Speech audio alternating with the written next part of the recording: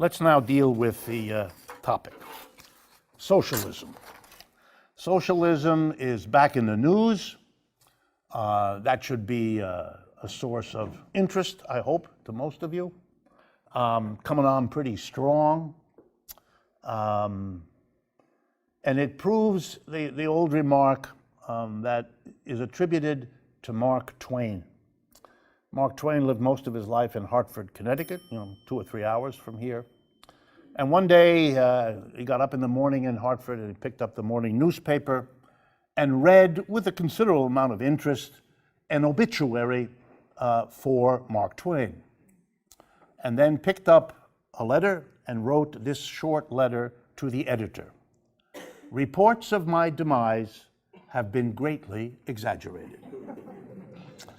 The demise of socialism has been predicted so many times that it's kind of boring to remind you that this is again evidence that this is not going away, this socialism. It hasn't for a couple of centuries, and it's not about to. So whatever else in the way of emotions you have greeting its return, it should not be surprise. It really never was a question of whether, it was only ever a question of when. And that when is more appropriate to the United States than almost any other place on earth. Socialism is accepted in most of the countries of the world as a political point of view shared by large numbers of people, influencing magazines, television stations. They have socialist political parties, usually more than one, etc., etc., etc. The United States has been unusual in the sense that after World War II, a war during which we were allied with the Soviet Union against Germany and Japan. They were our allies, these socialists. In the aftermath of that, as the rules changed and the game changed, and the ally became the enemy, and the former enemy became the ally, it was necessary, since if you change the outfits real quick, it's hard to see who's on whose team, it became necessary to really beat it into the American people who the new good guys and bad guys were in the world. So the United States became the location of the good guys and socialists. In Russia to begin with, because that was the main issue, was the bad guy. And the bad guy could not be painted in colors bad enough, and the good guy could not be painted in colors good enough. This is an environment in which rational conversation, even rational thought, becomes very difficult. You can't look at, you can't ask questions, because the very posing of them runs you the risk of being labeled disloyal, ignorant, evil, or all of that. And that's not a pleasant place to be, especially if the government hounded you, fired you, deported you, which it did in the years after 1946 in the United States. So we come at this with a particular history. So do bear with me if I lop back and forth into the analysis of socialism and the history, because they really have to be dealt with together. So let's begin. Socialism is the other, if I can use a psychological language, of capitalism. It's capitalism's shadow. It's capitalism's criticism. More exactly, it's capitalism's self-criticism. Capitalism, like every economic system, always produces people who like it and people who don't. That was true of slavery, that was true of feudalism, that was true of every economic system we know of. Just as it's true of pretty much every kind of system. Transportation system, education system, family system. There are people who think the family is a fantastic, wonderful institution, and other people who want to get as far away from it as they possibly can. And I'm sure many of you fall somewhere in a little bit of both camps, at least at some days and some months and some years of your life. So the notion that socialism is somehow alien, that makes exactly as much sense as being very angry at your shadow. You can get as angry as you want, but that's part of you. Given the sun and the light and your body, you're going to have a shadow. More obvious sometimes than others, but it's part of you. Socialism has always been part of capitalism. Being surprised that socialism surges is exactly the same as being surprised that when the light goes into a certain direction, oh my goodness, I got a shadow. Where were you all your life? You've always had that. What is socialism? Well, let's start really simple. It's a yearning. It's a dream. It's a hope. And what is it for? You know that already. It's for equality. It's for freedom. It's for democracy. It's for community. The idea of socialism is we don't want a society in which, here we go, a few individuals are dominant, are wealthy, and the rest of us aren't. That's not a healthy community. We want a community where we are all roughly equal parts of it. The capitalist world even gives lip service to that stuff. In religious language, we're all equal in the eyes of God. We're all equal. Not some more, equal. Right? We want freedom. Well, it's not just freedom from this or that political, we want freedom from economic misery, from poverty, from want. Of course we do. We want a community. The idea that there's something wrong with capitalism was always linked to the notion that it positions some individuals in a radically different position than others. And to protect that, to justify it, to rationalize it on the notion that the individual should be free is making out that that pig is a dog. It's a pig. This is not about being free to be yourself. It's about being free to be in a very different position from all your fellow citizens. That's why the word social, you ever wonder? Capitalism defines economic socialism. Well, socialism is the opposite of individualism. So why would that work? Because it was about society. It was the notion that the individual gets his or her everything by virtue of the environment, the society in which the individual grows. To sustain the individual, you've got to sustain the community. If you don't, if you allow individuals to be in radically different positions, the quality and the development of your community is going to be very different than if you make them more or less equal. Doesn't mean everybody gets the same amount of money. That'd be mechanical and silly. But it has to do with a sense of community.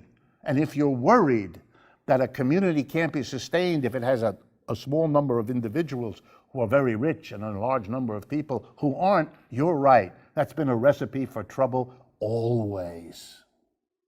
So socialism is that kind of abstract, vague, utopian dream of a society that doesn't have the ugly qualities that the capitalism seemed to have to a lot of people living in it. That's why the earliest socialists existed in the 17th century, if not earlier. And despite all the efforts of the 18th century and the 19th century and the 20th century, here we are in the 21st century, and it still bothers us. Of course it does. It's there because of what capitalism is. Capitalism produces and reproduces its own critics, as every system always did. Okay, there was this wonderful line of Marx's, that socialism, the condition of each individual's development is the condition of the community's development. We want a society in which each individual can develop, each, not some, each can realize his or her full potential by virtue of a nurturing community that makes that possible and is committed to that. That's the idea. How to realize that, how to achieve it, that's been the big problem. But the dream and the idea have been there all along. So let's start with the 19th century, which is really where it gets going, the modern form of socialism. And I'm going to talk about it mostly in the United States, because that's where we are, but with some references to others. The first signs, you might say, of socialism here, not talking about the native community, where there are very interesting, for those of you who know a little bit about it, the Iroquois, you know that famous phrase that some of you think was invented by Hillary Clinton, it takes a village to raise a child. That comes from Native American culture, where the children were literally raised by the village, not by the particular biological people who produced the child. But putting that aside, partly because of my ignorance, I don't know very much about it, other than to know that there were lots of interesting examples there. The first one is one that I've mentioned in these meetings before because they're still around and you can see them. The Shakers, up in Pittsfield, Massachusetts. If you ever go up there, a couple of hours from here, they still have their community. They were part of colonial America. They had a system that was socialist. Everybody who worked there had an equal role to play. Everybody earned equally. Everybody had an equal say in all the decisions made about what to produce, how to produce, where to produce. It was a socialized community. It took everybody who came in.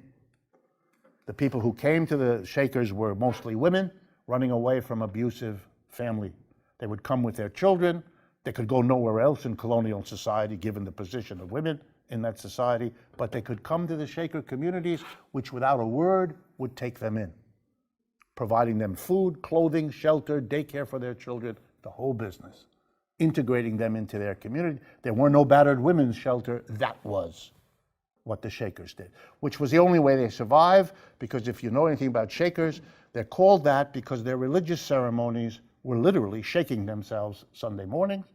This had something to do with the fact that they did not believe in and prohibited sex, which apparently led to an excess of certain kinds of energy, which apparently shaking can release.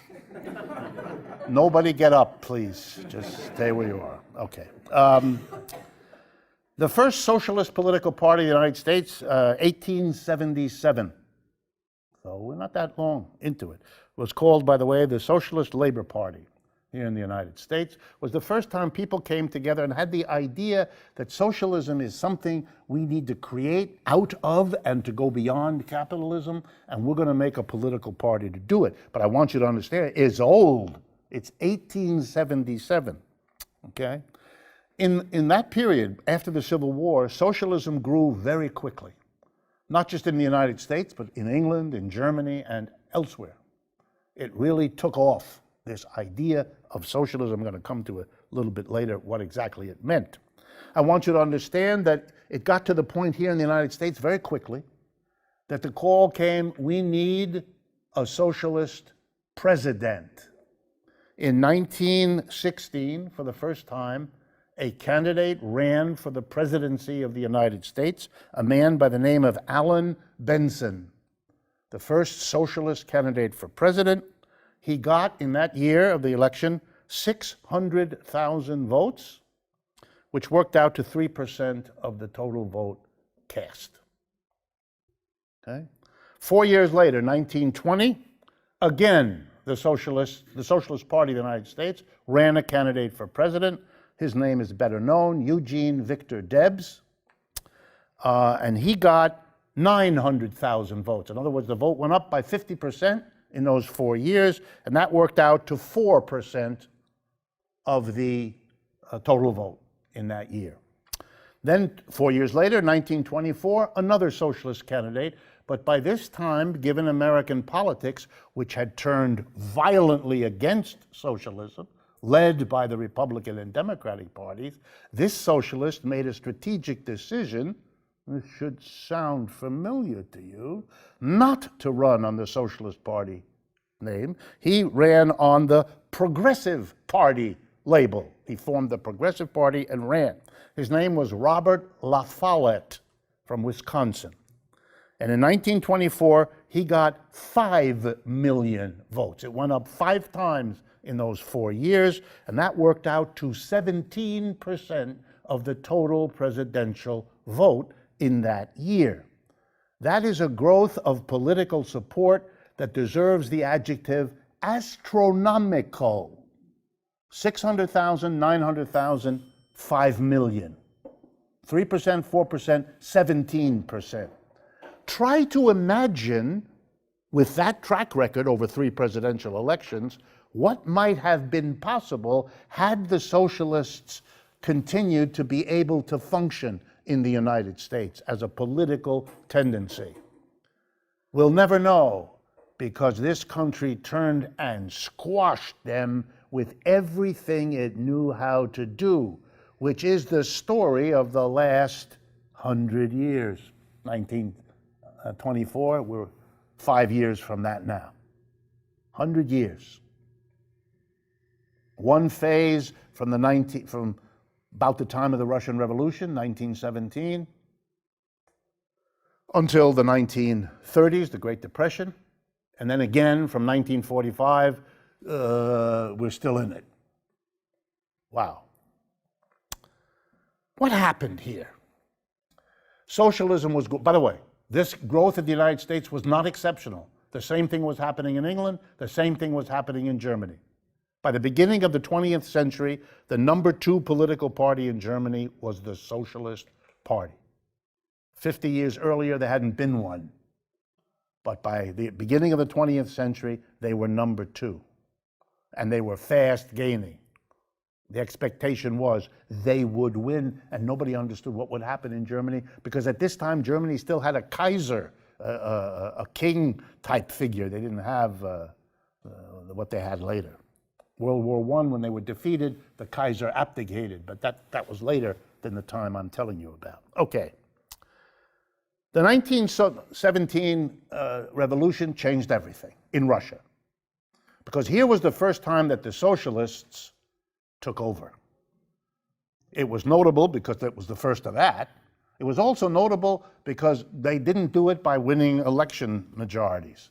They did it because Russia entered World War I as a very poor, backward country, collapsed, lost the war, had the war fought on its territory. The economy was destroyed, the society was destroyed, and in that moment, the Tsar, that's the Russian word for Kaiser in German, the Tsar, was pushed aside. I was about to say abdicated. It was messier than that. The German left. The Russian was separated. Parts of his body were removed, and other parts. It was a mess. And they took over with a revolution. And that made them the terror of the rest of the capitalist world, because what they were seeing beginning to happen everywhere else had now, in a sense, leapfrogged over into realization. And the thing about the Russian Revolution to understand is it had all the power and all the problems of being the first at anything. If you're the first one, then you have to do it on your own. You have no model, you have no lesson, you have no teacher. What do? What do Lenin, Trotsky, Stalin, the leaders of this revolution, what do they do the day after they take over? You don't know? They didn't either. They had no idea what to do. Everything was slapdash, trial and error, but it was worse. The hatred of the rest of the capitalist world was such that immediately after the revolution, a civil war breaks out inside Russia. The White Army and the Red Army defending the new revolution, the White Army fighting against it. To give you an idea of a poor, backward, war-ravaged country now plunged into a civil war, the way to understand that is to see what's going to happen in the next few weeks and months in Venezuela. Comparable, as it already is. In that civil war, devastation on top of devastation. At about the same time that the civil war breaks out, 4 capitalist countries are so horrified that they send troops into Russia to work with the White Army to overthrow the government. Japanese, French, English, and American. 10,000 American troops sent overseas invaded the Soviet Union. For my American audiences, I have to say that again. Did the Soviet Union ever invade the United States? No. Did the United States ever invade the Soviet Union? Yes. You can dance up and down. You can pretend. You can join many, many Americans in this pretense. But what I just told you, you can verify in any history book. To the surprise of everybody, including Lenin, Trotsky, and Stalin, they won, we lost. The foreign troops had to be withdrawn. The Civil War was over. The Red Army, led by Mr. Trotsky, won. Again, the problem, well, what do we do? What do we do? No, we won. We're in charge. The great leader of that period of time, Lenin. But he's not leader very long. The revolution is in 1917. By 1922, he has a brain aneurysm, and he dies the next year. He's gone. So they're a country without their charismatic leader. A fight begins between Stalin and Trotsky very quickly. Who's going to be next? But neither of them had this stature. Some of you want to get a sense of what all this meant. I've recently been reading the poetry of probably the most important African-American poet in American history, a man named Langston Hughes. Some of the greatest poetry about Lenin and the importance of Lenin was written by Langston Hughes. So if you're ever interested in getting a feeling for what the Russian Revolution, so far away in a different culture, what kind of powerful meaning it had for a Harlem resident Langston Hughes writing his poetry, then get his poetry and look up the poems to Lenin. There's several of them. They're extraordinary. And you had this around the world. The Russians had this fantastic, we did it. We are now gonna, ready, construct socialism. We have defeated capitalism. Everything they did became then the focal point. People who liked what happened in Russia said, yep, that's socialism, that's how you build it, and that's what we socialists in the rest of the world have to do, support this. This is like the first nurturant, the little baby that has to be raised so it can be replicated elsewhere in the world. Other socialists looked at this and said, oh, we don't like what's going on here. This is not what we understood socialism would look like. It turns out that people disagreed who were socialists about this first socialist experiment. And in fact, if you ever have the time and go back and look at the tradition, you'll discover that socialism has always been, from the beginning, a tradition with multiple different perspectives that have argued with one another and disagreed. There is nothing new about that. There is nothing unique about that. People who like capitalism also disagreed with each other.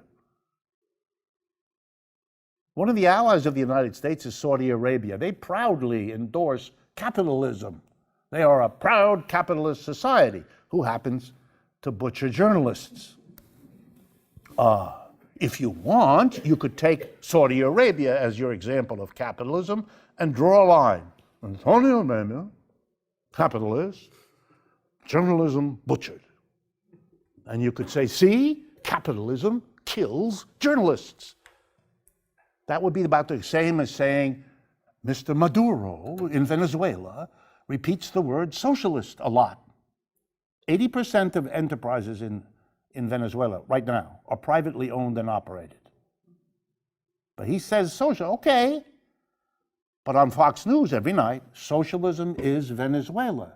You're to have your attitude towards Venezuela be shaped by whatever your attitude is to Mr. Maduro in Venezuela, if you even have the time to figure out what's going on down there. It's strange. It's not a sign of a problem in socialism, it's a sign of health. Lots of people are interested in socialism, and they don't all see it the same way. They argue with one another. And the development of socialism has been shaped in part by the disagreements they've had. Some perspectives were adopted by many, others were not.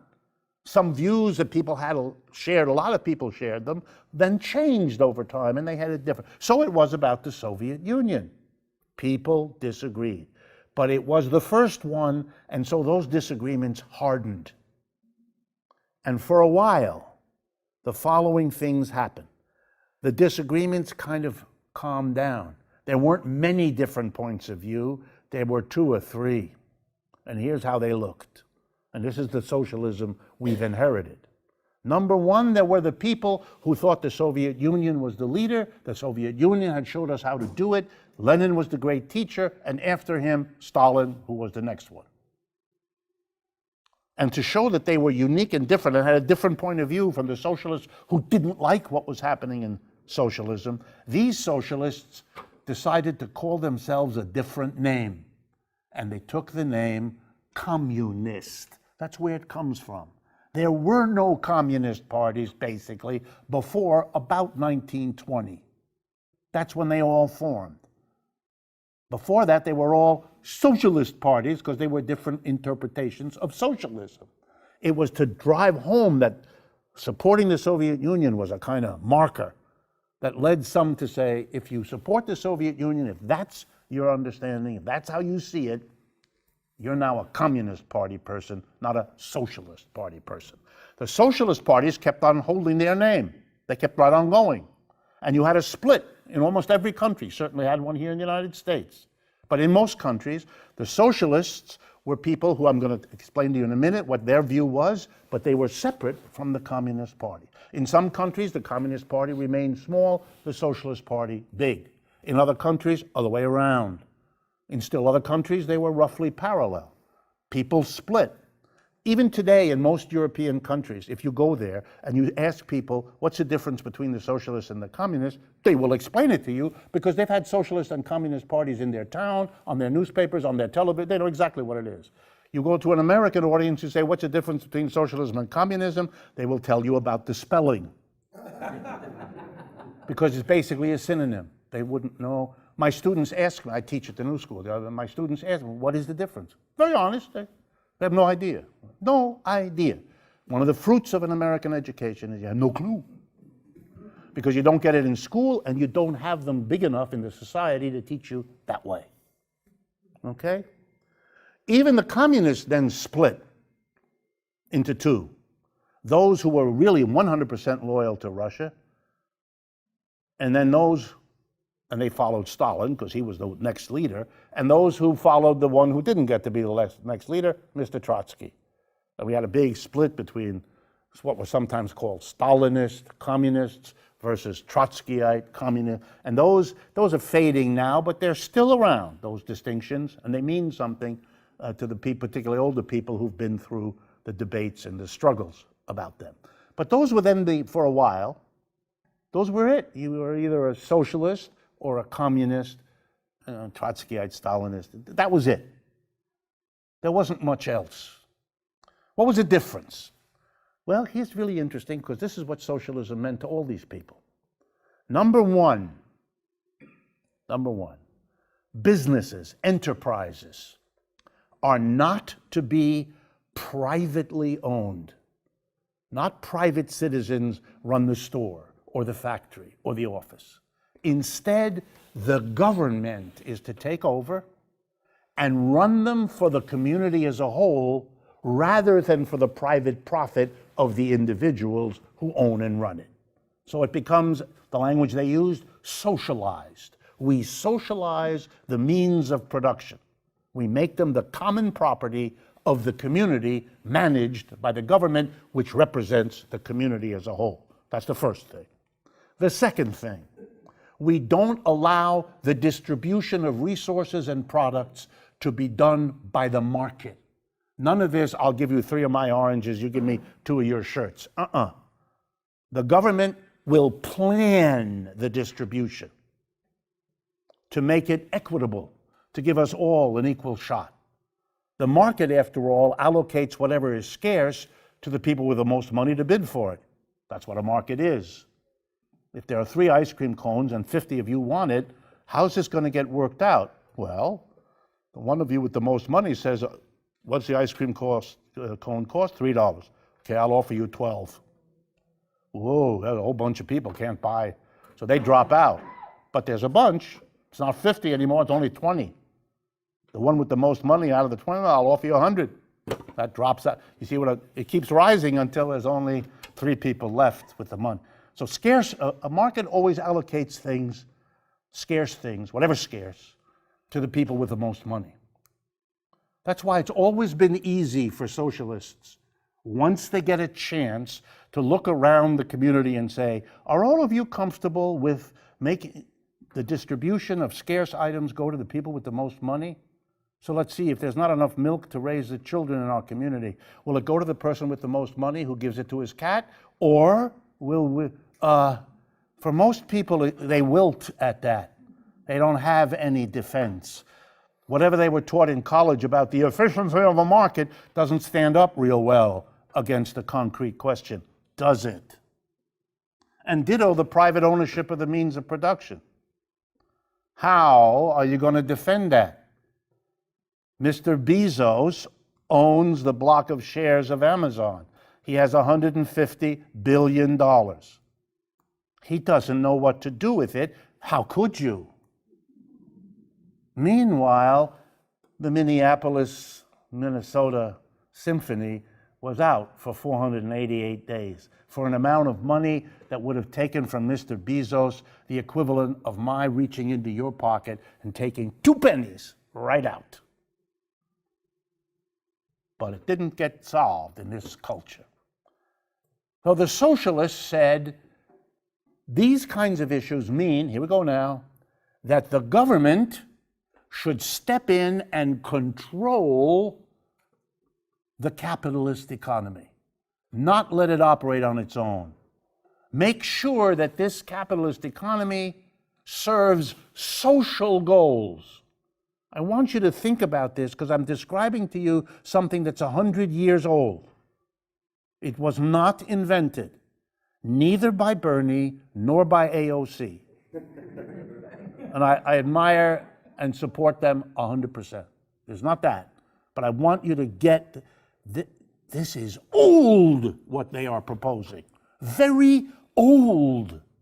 The government should step in. For example, don't let the market decide what the wages are of workers, because the market, with those capitalists, they'll stick it to the workers. You know what we're going to do? We're going to pass a minimum wage law. You can't pay anybody less than this because it's indecent. Here's another thing socialists were interested in: outlawing child labor. 100 years ago, millions of children in America, 5, 6, 7, 8 years old, were working in sweatshops here in New York, a lot of them. Capitalists explain, you can't do away with that. That's where our profit is. We get away paying these kids nothing.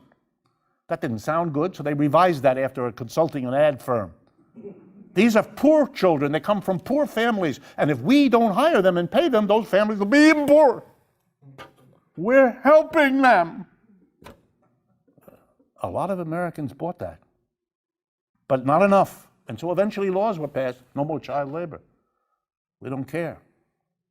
Socialists have always fought for those things called reforms. They want to reform capitalism, to make it a humane system, to make it a system that serves people. The communists, that other kind of socialists, scoffed at all of this.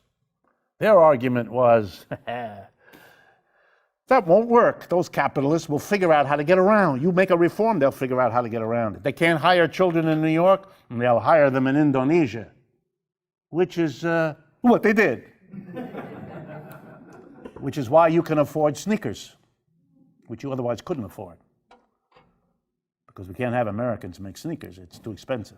So we have children in other parts of the world, in Bangladesh, make sneakers, or underpants, or gloves, or whatever. You do know. So the communists would come and say, this is inadequate, this mealy-mouthed socialism. You fight like crazy for the reform, but the capitalist will get around it, and if he's strong enough, he'll repeal it, and if he's really strong, he'll act like it's not there. He'll buy the politician, get it fixed. You can't leave the capitalist enterprise in the hands of the capitalists. That's your problem, you reformist socialists. You got to be a communist. You got to take the enterprise away from the private capital. That's how you make them play by the rules, because it's your own rules and you now own the enterprise. So in Russia and China and places where the communists were strong, they took over the enterprise. That way they could make sure that they behaved properly, that didn't use their profits to undermine whatever reforms had been achieved. But here's what was interesting about both of them, and where I need to take this in the time that I have. Both of them, both the socialists and the communists, despite some early efforts they did make, basically gave up. They gave up on transforming the workplace itself. They kept the focus, because they were the first ones, they were trying to figure it out. They kept the focus on socializing the means of production, giving the government a fantastically new, powerful role, and overcoming the market system with government planning, telling who's going to get how much of what. So they didn't transform the workplace. The socialists didn't, for example, in Western European countries, where socialism is very strong, and always has been for most of the last 75 years. Again, just so you know, 10 days ago there was an election in Spain. The winner was the Socialist Party. So the government of Spain is the socialist government. Next door to Spain is Portugal. In Portugal, for 3 years, they've had a government. It's a coalition of 3 parties. The leading party is the Portuguese Socialist Party. The second part of the coalition is the Portuguese Communist Party. You're going to get nervous now. And the third one is the Portuguese Green Party. It's a socialist, communist, green coalition. Portugal's doing real well. Real well. Better than most of the other parts of Europe. Merkel has been, you wouldn't know it in the United States, but Merkel has been in a coalition with the Socialist Party in Germany for years. She can't govern by herself because she doesn't get enough votes. She has to make a coalition, and she's made it with the socialists. You can wonder why the socialists did that, but you can see why she did it. She's Mrs. Merkel. And enjoy that with her, because she's got, at best, a few months left of being the leader. I'm not talking about, nor am I making any threat whatsoever. Okay, so neither in the communist world nor in the socialist world was the transformation of the workplace ever included. And this meant something really important. It meant that the 20th century, which everyone in this room is a product of, that the 20th century became a century in which a battle took place between one thing that was called capitalism and another thing that was called socialism/communism. The thing called capitalism was private enterprises, markets, with a little bit of government control. United States, Western Europe, sort of, Japan. And aligned against it, the other was socialism/capitalism. Socialism, well, that's Scandinavia, Germany, France, Italy, Spain, those places. And then the communist kind of socialists. And by the way, they called themselves socialists, just for the record. The party was called communist. It wanted to go to communism. But they never thought they had arrived at it. The only people who thought they arrived at communism were the West, who hated them. They called their country socialist. In China, they didn't even call it socialist. They call it a People's Republic, whatever the hell that means. The Russians call themselves USSR, Union of Soviet Socialist Republics. Socialist. The notion that in the 20th century was communism is a notion invented by the New York Times. And people like that. Partly it's now because whatever that was defeated. And it would be really fun if what was defeated was communism. That's like hoping the shadow disappears until the next sunny day when, surprise, it shows up again. So what happened was a demonization of what then was understood to be socialism and communism. And what was that? The government taking over the enterprises and the government planning taking over the market. So the capitalists, to defeat socialism, went to work to demonize what? The government. When you listen to the right wing in America, what are you hearing? The demonization of the government. As if the government is the great enemy. The government is, here we go, socialism. That's why in parts of America, they don't like the post office. They don't want the post office because it's socialist. And why is that? The government. The government is evil. The government is bad. People blow up governments in this country because they're real upset. The government is terrible. I had a debate 2 weeks ago with a libertarian, and all he could do, the government. When I said, well, what's what big business? I hate them too. The government. It was an aside. The libertarians do. They hate big business controlling everything. For them, that's like a big government. They hate them. They want a free market. Talk about living in a utopian dream. They outdo all of us on the left way better. They live in a whole other universe of a free market, which they imagine is going to come one day right after Jesus. Or maybe I shouldn't, but with Jesus. With Jesus. Jesus brings the pork chops and the free market. Anyway, here's my punchline. The fight has been over the power of the government. The way you terrorized American working class people was to tell them socialism is the government telling you what to do. The government taking away your health care. Remember in the last year and a half? The government, it's like your worst day in the post office when you stood online for an hour and a half and were abusively treated by the clerk who, in response to your request for stamps, made an insult to your mother. Right? This is awful. The government is horrible. And the capitalists are then your allies in keeping the government at bay. Go with Mr. Trump. He will deregulate, get the government out of your Whoa. Genius, though. But here's the funny dialectic of it all. This clever way to mobilize large parts of the working class against socialism by rewriting it as the dominance of the government. That's why it's so important to talk about the dictatorship in the Soviet Union or in any socialist country. The dictatorship. Dictatorship. But here's the dialectic. Suppose socialism gets redefined by our generation. It's not so much about taking over the enterprises by the government.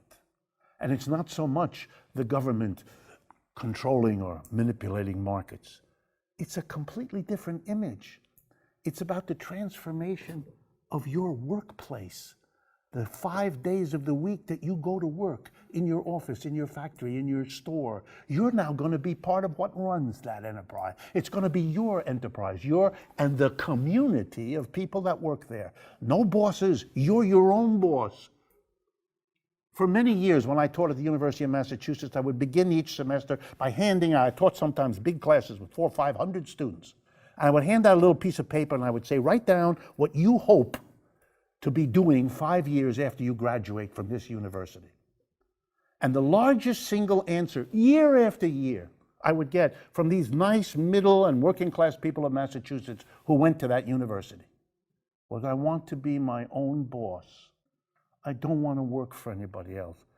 The sadness of that, their chance of doing that was right up there with winning the lottery.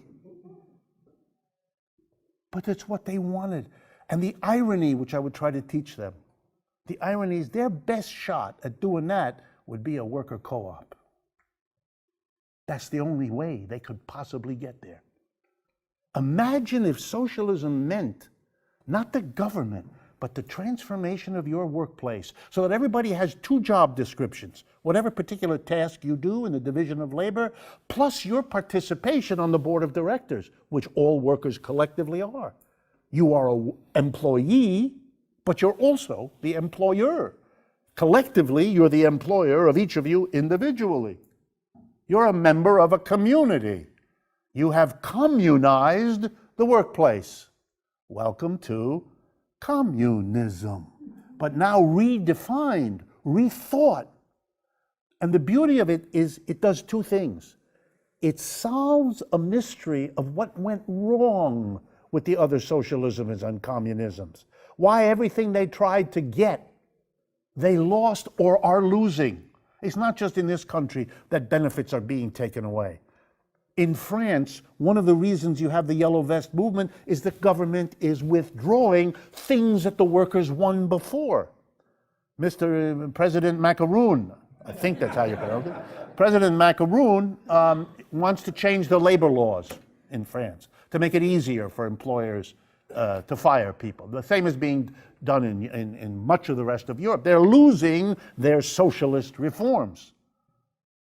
They are also losing a good bit of that already in Russia for years now, but in China, these things are also being fought over. The tragedy is, one of the reasons you lost it is you still left the workplace divided between a small number of people who make all the decisions and the rest of us. You call them state officials, you call them commissars, you call them whatever you want, but they're state officials and they're a small number, and the mass of people still come to work, do their business, and go home. Right? You never involved the mass of people in socialism was something far away in the capital city where they took over. I mean, you heard about it, you read about it, but did it transform the immediacy of your life? Not so much.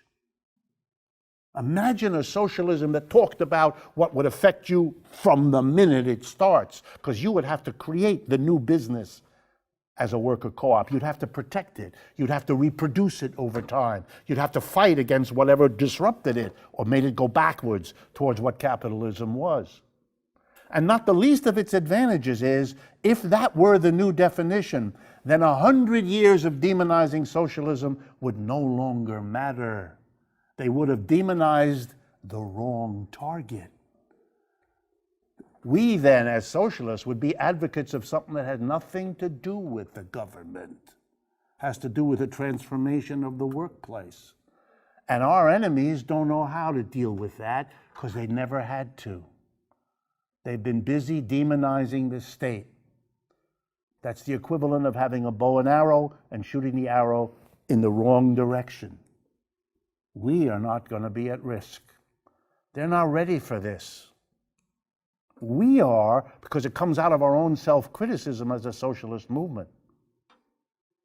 Last point that I have time for. Sorry about that.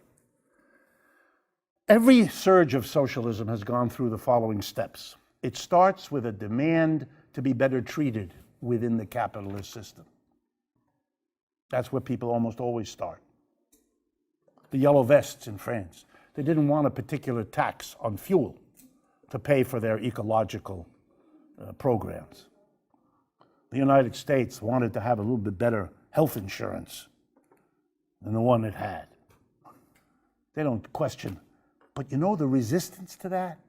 The obstacles thrown in the way, the refusal to even talk about it, the attempt to demonize it like you've demonized everything else, that makes a significant number of these people who are formed, they get angry, they get bitter.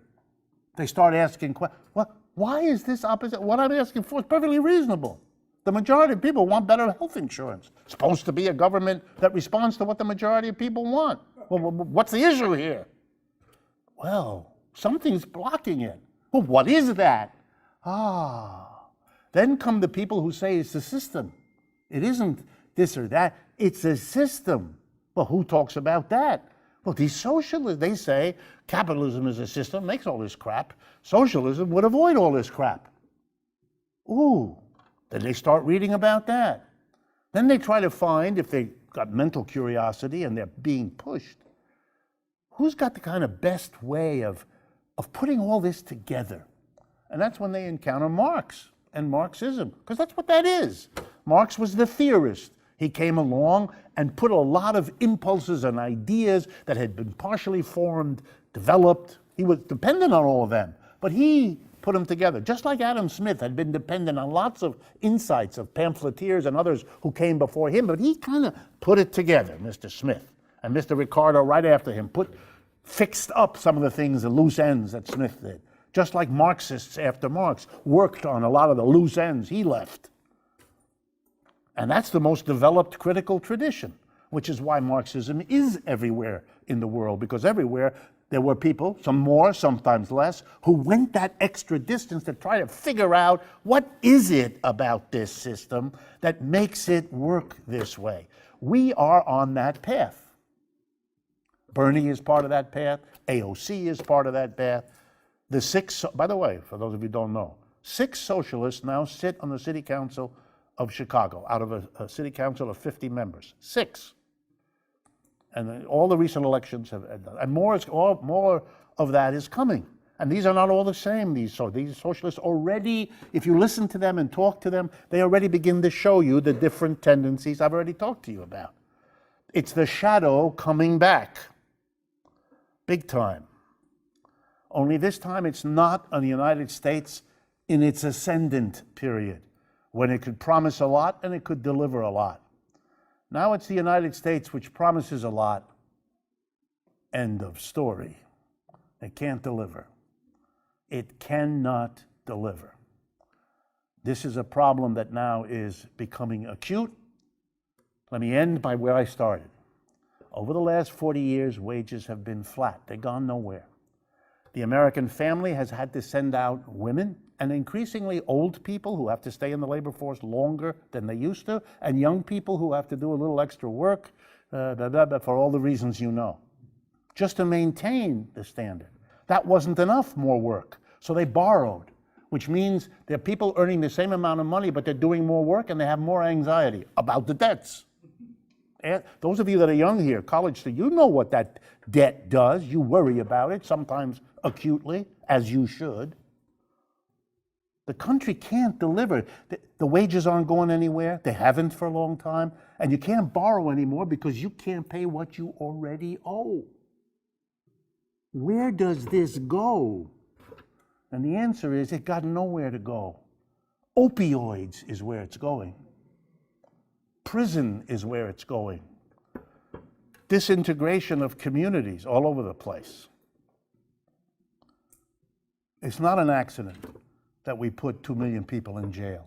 Yes, it's partly the substitution for slavery, the way Michelle Alexander has shown it so brilliantly. But it's not just that. It's not just a racial move. It solves a problem. Where are the jobs for those people? Where the hell would you give them an income, a life?